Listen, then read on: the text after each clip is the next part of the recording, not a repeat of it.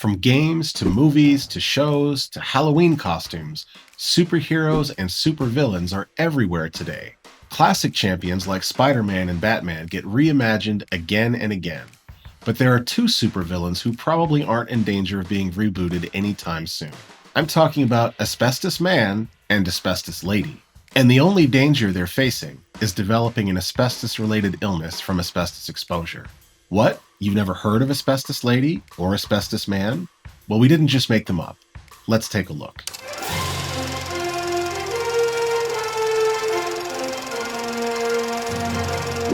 For years, the asbestos industry didn't tell people everything it knew about asbestos and the health problems it causes. Asbestos manufacturers around the world even hid their own health research that showed asbestos could cause cancer. Sounds kind of supervillainous, so it seems appropriate that their product gave rise to the supervillains, Asbestos Man and the Asbestos Lady. Only the most loyal Fantastic Four aficionados are probably familiar with Orson Kasloff, aka Asbestos Man, a nefarious rapscallion from the early 1960s.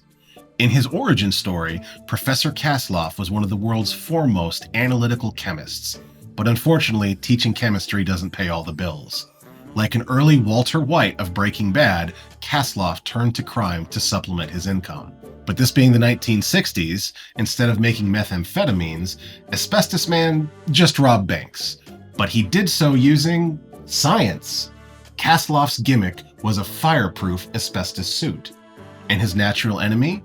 The Fantastic Four's Johnny Storm, also known as the Human Torch. In round one, Johnny Storm went down hard against Asbestos Man. Storm's fire powers were useless against Kasloff's asbestos armor. But like all good heroes do, the Human Torch bounced back in round two. When Asbestos Man attempted another bank robbery, a rejuvenated torch showed up, absorbed all oxygen in the bank, and forced Asbestos Man to surrender. Asbestos Lady was a character originally created by Marvel Comics in the 1940s, but she became more prominent when reintroduced as Victoria Murdoch in the 1960s. A voluptuous and gifted scientist, Asbestos Lady led a life of crime, armed with the powerful properties of asbestos.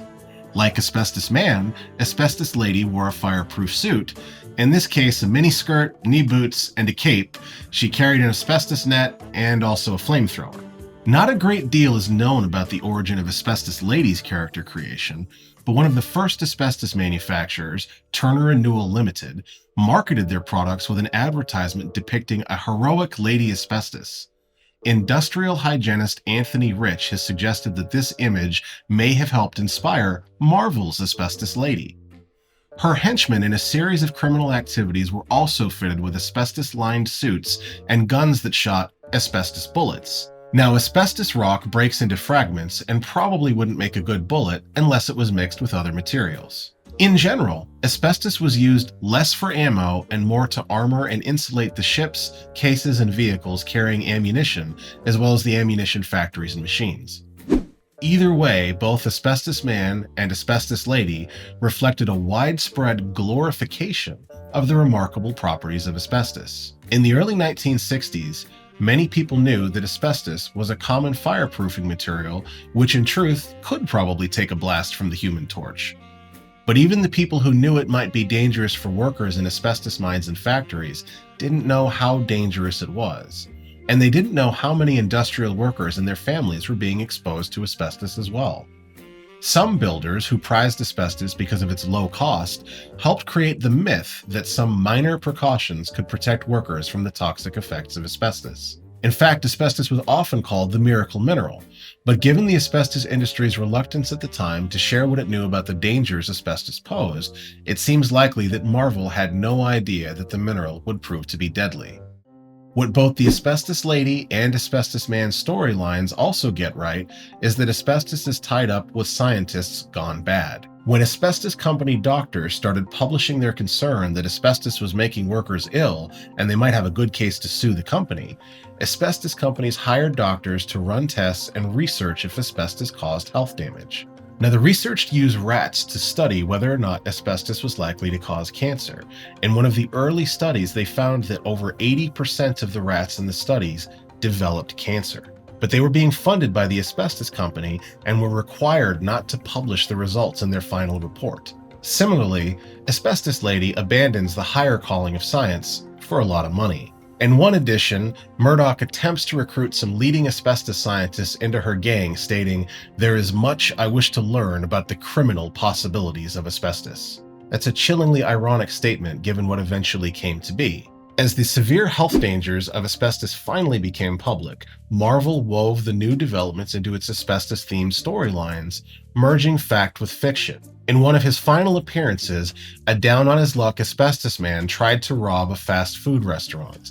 The cashier gave him all the money in the register, not because she was afraid of him, but because she didn't want to be anywhere near his asbestos armor. An even later appearance of Asbestos Man showed him now in need of an oxygen tank and dying of an asbestos illness.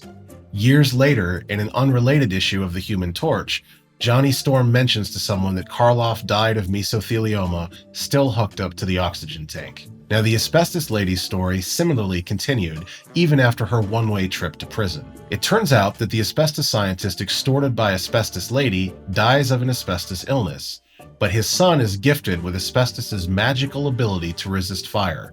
He becomes the Human Torch's sidekick, Toro. Asbestos Lady makes another cameo by joining a group of supervillains who were hired by another group of supervillains to help distract the good guys.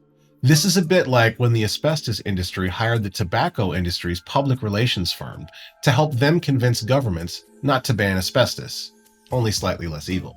In a later comic, readers learn that after a lifetime of being exposed to asbestos, Victoria Murdoch, the Asbestos Lady, developed cancer in 1990 and subsequently died of mesothelioma, aged 45. Interestingly, Asbestos Man first donned his asbestos suit around 1962. The Human Torch reported his death 52 years later in 2014. 50 years is about the average incubation period for mesothelioma, the kind of cancer that apparently killed Asbestos Man. By the way, Asbestos Man and Asbestos Lady were not the only ones with asbestos supersuits. Batman has always had a whole lot of different suits, including a Frogman suit, and Batman even had a suit made of asbestos for resisting fire. Given its almost supernatural resistance to fire, it's no surprise that asbestos gave rise to being featured in mythical storytelling. Throughout history, asbestos has been described as a magical or miraculous mineral. Nevertheless, the irony of championing such a deadly material so extravagantly is one of the sad legacies that the naive use of asbestos leaves in its wake. And until Marvel scores a box office hit with its Fantastic Four franchise, it's unlikely we'll be seeing Asbestos Lady or Asbestos Man on the silver screen anytime soon. We've got plenty more history videos on the wild world of asbestos on our YouTube page, so don't forget to like this video and subscribe to our channel.